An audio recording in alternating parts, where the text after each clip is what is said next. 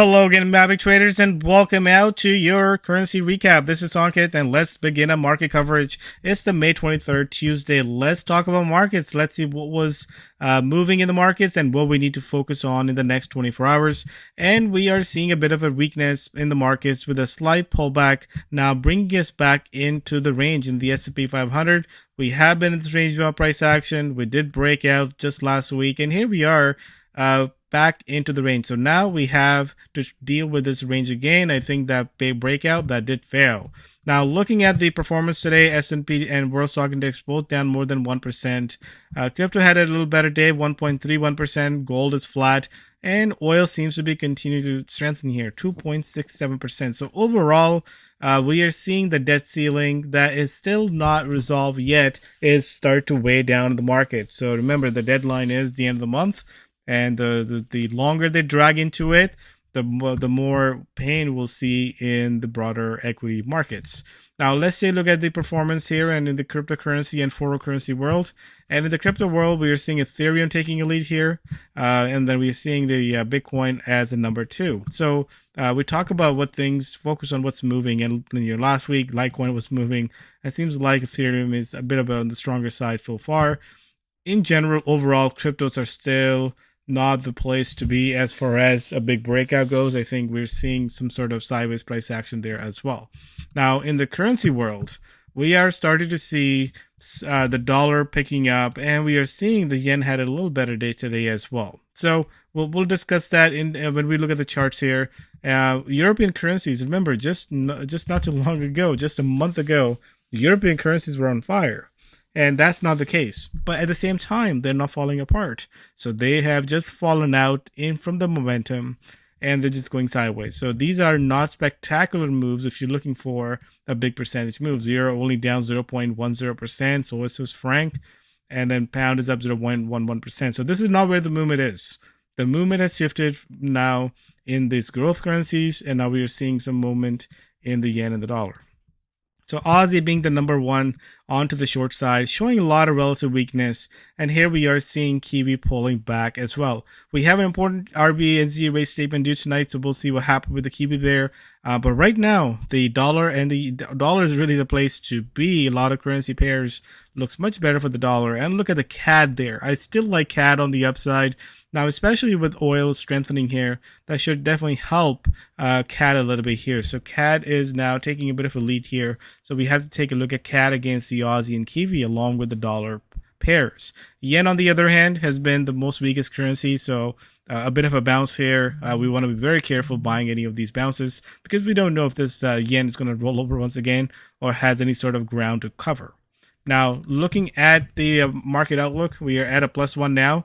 I was at a +2 just last week, but then with this price action here, falling back in the range, this is not what we want to see. When you see a breakout, you want to see this prior resistance becomes a new support, and that clearly was not the case. So be very cautiously bullish on the market, especially with this whole debt ceiling talk that's still not come through yet. Looking at the schedule, we had some PMI figures from the Eurozone and from the US, and you can see the pickup in services but drop in manufacturing. That seems to be the case here. We have the RBNZ rate statement due tonight, which again, they're looking for raising rates by 25 basis points. So something to watch here. We'll be actually meeting live for this tonight, covering this and see where if we can find a movement, a nice little movement here. I mean, remember the last meeting, we had a very nice rollover into the Kiwi. Would that be the same case again? We'll have to wait and see. We'll find out.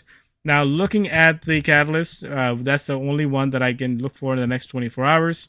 And as far as the velocity goes, you can see the Kiwi is down a bit on the velocity in the -1, but trend score was a little bit better. So we'll have to take a look at Kiwi as a whole and see where is the next big opportunity.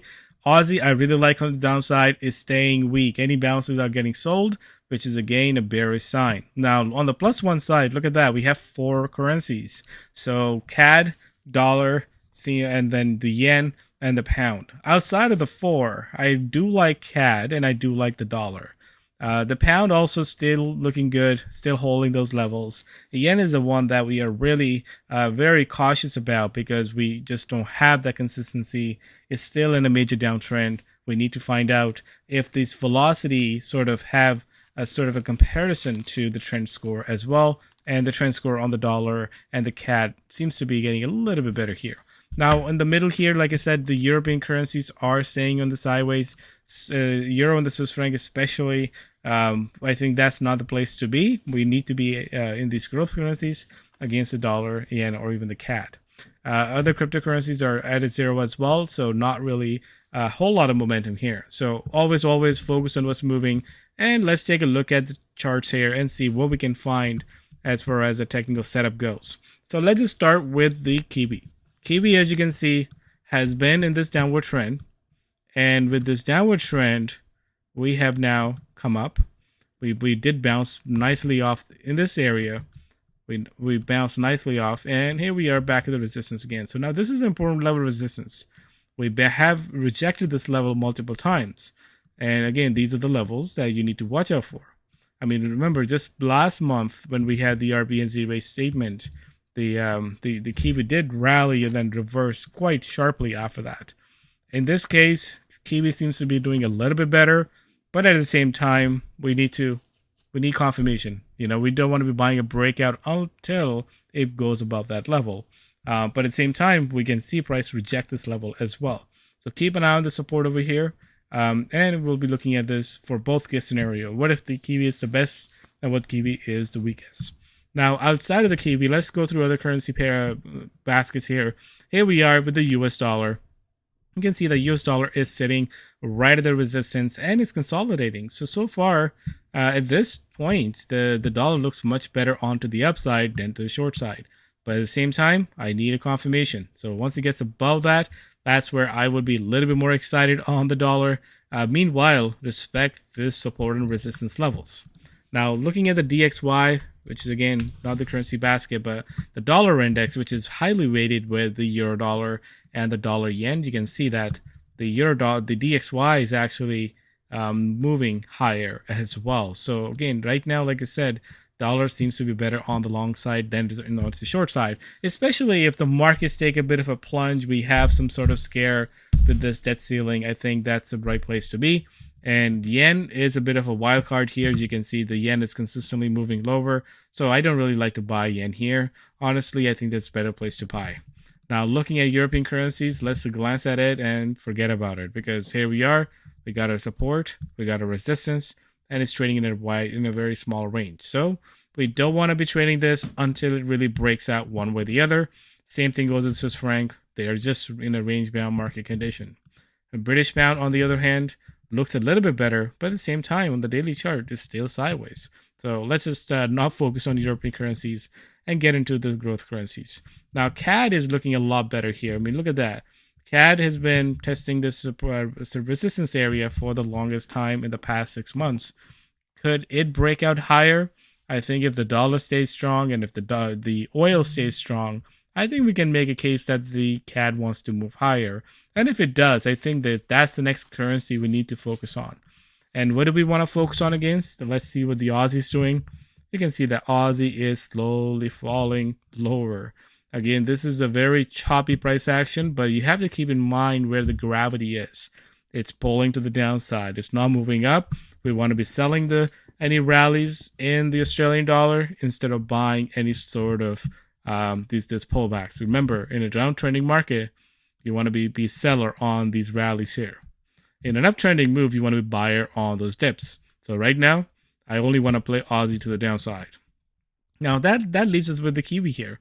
And like I said, I am very much open to looking at Kiwi both sides. But if the worst of best case scenario, what if the worst case scenario?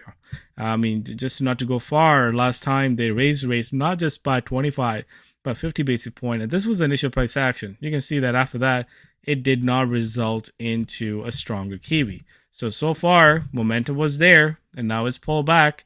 I really need to look at and see which way it's going to go. And any sort of breakouts, I need a confirmation.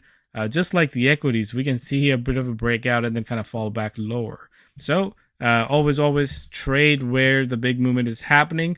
And once the turning point happens, then that's the time to kind of bail on that as well. So I think Kiwi looks a bit more on the interesting side here. But where I think I like CAD more over Kiwi So here's a pair that I've been watching, especially if this Kiwi CAD breaks out one way or the other. I mean, look at this channel that it's currently trading in. And right now it is at the top end of that channel. So if it doesn't break higher from here, I think it can easily get down towards the bottom end of the channel. So I like that just based on relative strength and weakness in case if the Kiwi is weaker. Now looking at Aussie CAD, I actually really like this better as well. I mean, this is already broken that support, which is at about 89.42. This is sitting about 89.23. So I do like this on the further downside, and it has a lot more room for this to fall, especially down to the 87.60 area.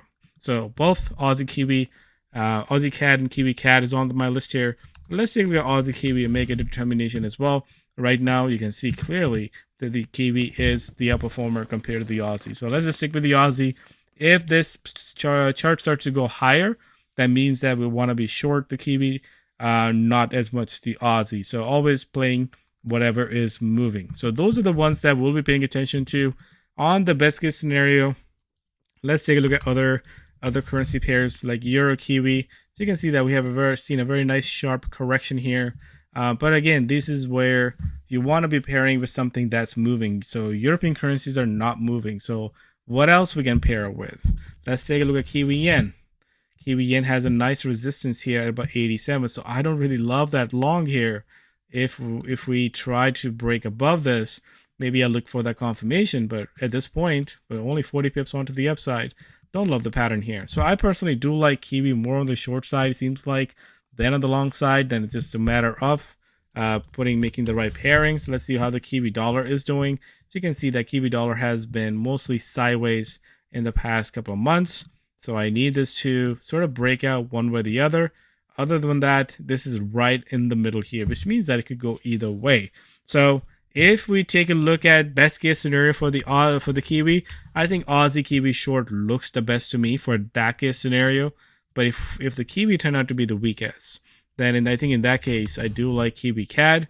I do like Kiwi USD, both on to the downside. But again, for that, I need to get that confirmation. And I'll get that confirmation from Aussie Kiwi. If the Aussie Kiwi start to rise, then that would be a clear signal that we want to be looking at Kiwi, not the Aussie. So that is the game plan. I think this is a very selective market, as we have discussed. Always focus on what's moving, focus on velocity, and make some adjustments as the currency kind of go in and out of favor. Like, we had European currencies that were in favor. They're no longer in favor. So always go for whatever is moving. And if the dollar crosses are moving, then let's stick with it. Actually, let's take a look at a couple of dollar crosses. Euro dollar is the one that I was just looking at earlier today. I mean, you can see that it's slowly moving lower. So a lot of the dollar crosses actually looks like it want to, move. And in this case, look at dollar Swiss franc sitting at this, 50-day moving average. So a lot of these things are stuck right under these moving averages, and they're slowly getting out. So this is, again, just giving me a signal that maybe the dollar is the way we want to be. And then it's just a matter of picking the right currency pair and being the right place at the right time. And I think along the same lines, look at the dollar CAD, kind of stuck in the range here. So I think in this same situation, we can also take a look at some of the CAD crosses as well. So that will be my focus here. Look at the Euro CAD falling back lower, making a lower high with a bit of a bear rally pattern here. I think we can see some sort of advancement in some of the Canadian dollar crosses. So for that, keep a close eye on this Canadian dollar basket. Keep an eye on this basket. Once we get breaking out of this, I think we have a direction coming in play for the Canadian dollar. So that's, I think, definitely more excited for, especially with the seasonality patterns. I think CAD does well at this time of the year. So that's the plan. We'll see you guys later again tonight for the RBNZ rate statement. Hopefully we can catch a nice trade off of it. Other than that, keep an eye on the equities, keep an eye on what's moving, and stay consistent. Cheers, everyone.